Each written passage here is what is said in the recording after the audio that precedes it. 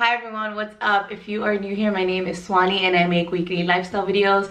I do keto videos, PR videos, like career stuff, and I'm writing a book, so I have a bunch of videos on that too. I'm excited for this video because this year I decided to do a PR mentorship program, and I don't know if I'm going to be able to do it next year because I'm launching my book next year and there's just going to be a lot going on. So I figured that I would make this video for everybody who has a hard time finding a mentor for their career in media or PR communications, and who kind of just wants like a little bit more guidance. So I thought of everything that I've told my mentees this year. I want to put all that information in this video because I know it's pretty difficult to find a mentor or somebody who has like the time to dedicate to you, and that's not to say that it's impossible, because if you really want a mentor, I feel like you can still get one, and obviously there's all kinds of mentorship programs that you can look for online. But if you're having a hard time finding a mentor, I wanted to make this video just for you on some easy steps that you can take to kind of get to the next level of your career, or to even figure out like where it is that you want to go with your career. This video is going to be divided into 4 different categories. Number 1 is expectations, number 2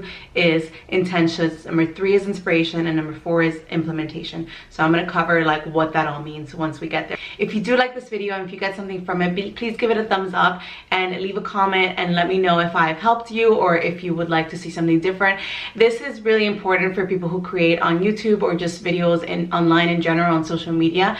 Sometimes like we can also get really discouraged with the content that we're producing, and we kind of like don't know if anybody out there is like benefiting from it. So if you can, like, let me know if you like this video or whatever your feedback is. I would really appreciate that. So my intention for this video is to get you going and to get you inspired for the career or the life that it is that you want, and to kind of give you some tools to get you there, or to get you starting to think about these things more and get you more excited about your career.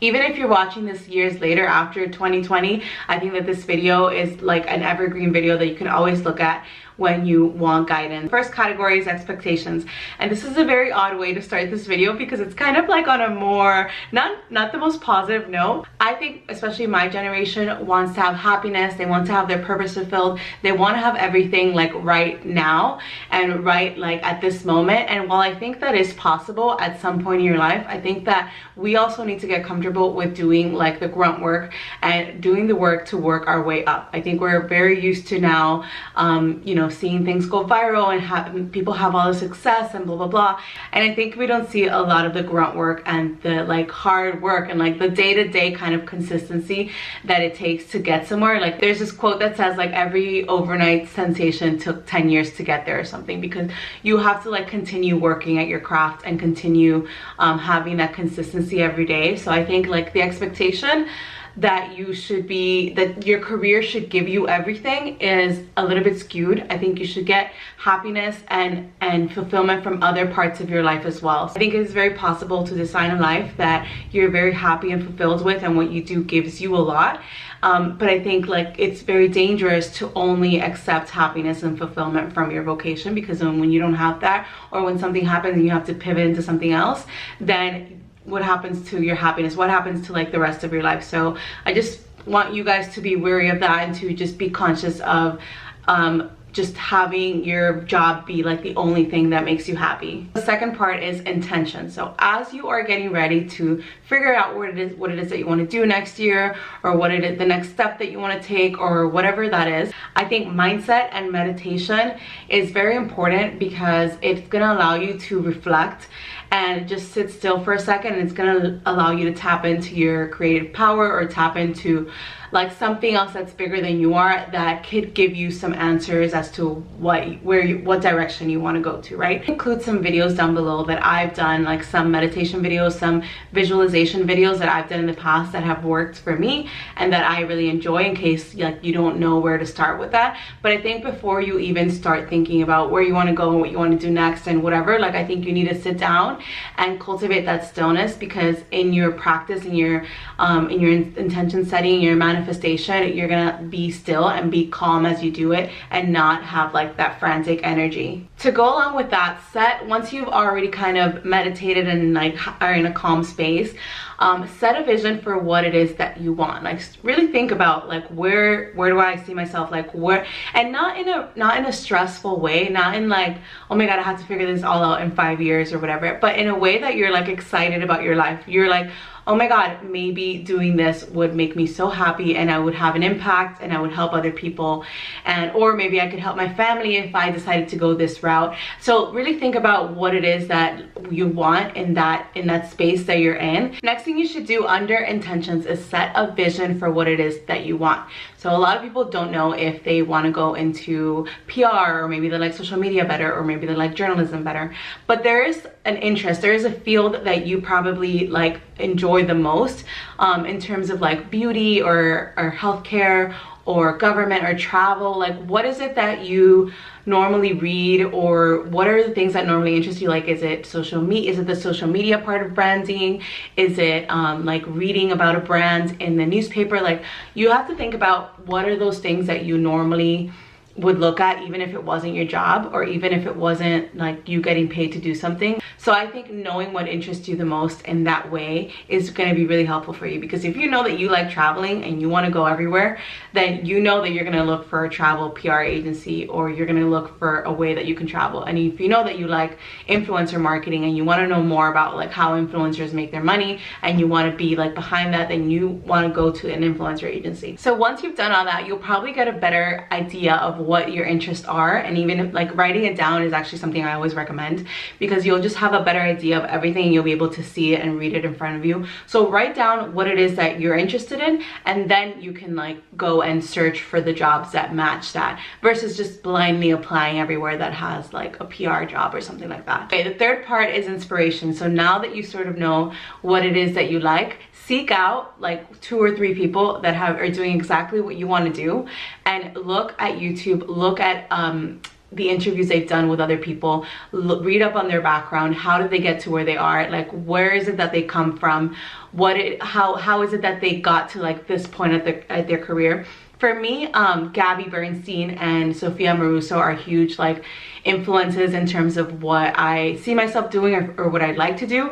Sophia, because she's created so many amazing companies, and even though she has had to like sell them or pivot or do something else, she's always been so graceful about everything that she does, and has always kind of been there for other people, and has always found a way to help other people. And Gabby Bernstein I love because I love the way that she's just living her life, where it's like she's always connected spiritually to her source, and she's helping other people do the same. So helping people is like something that's really important for me, as well as having a life that I am like having an entrepreneurial life. So I like know all of Sophia and Gabby's background. I know how they got to where they're going, or where they are right now, and I know like how they are in interviews, because I've seen all the interviews with them. So I know their career trajectory. So in a way I can sort of start doing with my life what they have done with theirs, or emulate that in my life. And that's something that you can also do with the people that you look up to, and the people that have served as like inspiration, like career inspirations for you. When you look up somebody's old like YouTube videos from 5 years ago, you'll see that they're completely like a different person. It might be the same message, but they're delivering it different, or like they're saying different things. So you know, there's so much growth that a person goes to. So it's also actually really inspiring to look at where they started and where they've ended. Another thing to notice is how they make their income. That's very important in your career, because you don't want to be broke. So I know that Gabby makes her income multiple ways. She sells courses online, she sells books, she has newsletters, and sometimes she'll sell products too. So those are already 3 ways that I know for sure that she's making some income off of like those things, or her primary income, which I know is significant. And Sophia is now selling her courses. So she's selling all of the knowledge that she gathered and during her time as CEO of Girl Boss and Nasty Gal and whatever. Now she's selling like that. She's going that route. So understand how it is that they're making their money, so that you can say like, okay, maybe I can at some point sell courses if that's what you want to do, or oh, you know, I don't think I could see myself selling courses. Like, I think I would rather sell videos. Or if you admire somebody like that's doing corporate America, you can say, oh, they started off in this company, maybe I can interview in this company, or maybe I can start off at a similar company to get to where that is. My examples are mostly entrepreneurial, because that's what my focus is. But if you're not like in the entrepreneurial mindset, or if that's not a goal for you, there's definitely also options to look at the career trajectory of those people that you admire that are in companies. And you could also look at their LinkedIn. A lot of them have it. A lot of them have websites. So it just depends. But definitely get to know what it is that the people that you admire are doing and how they got to where they are. Last one is implementation. I recommend just reaching out to people that you admire and try to get on a 5-minute phone call with them or email them and say like, hey, this is me, introduce yourself. Try to get on a call with them, and or if they can't do that, like try to get them to answer like a question of advice via email. A lot of people are not going to want to like do the whole mentorship program because it does take up a lot of time, but they will answer 1 or 2 questions on via email, or they'll get on a really quick phone call with you. You know, people love to talk about their work and they also love to help. So I think definitely like go for that if that's something that you think that you want to do.